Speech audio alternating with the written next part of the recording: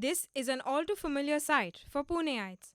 Almost 3 lakh two-wheelers ply on Pune roads day in and day out, causing pollution levels to soar. In a bid to check this alarming rate, the municipal corporation in Pimpri Chinchwad has initiated a program to encourage citizens to come forward and plant a sapling each. वृक्षारोपण उद्दिष्ट आम्ही आयोजित केलेलं आहे. यामध्ये आम्ही परिसरातील नागरिक, शाळा, कारखानदार, घररचना संस्था, सामाजिक संस्था इत्यादी सर्वांचा सहभाग घेऊन हे उद्दिष्ट आम्ही पूर्ण करणार आहोत.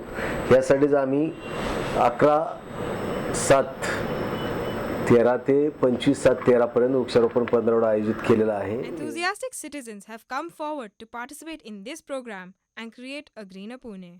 This is a really good idea. I mean, it's fun. I've never planted a tree in my life before, but right now that I'm doing it, I'm enjoying the process, and I'm gonna, encourage my friends, family, relatives, everybody to come and participate in this program.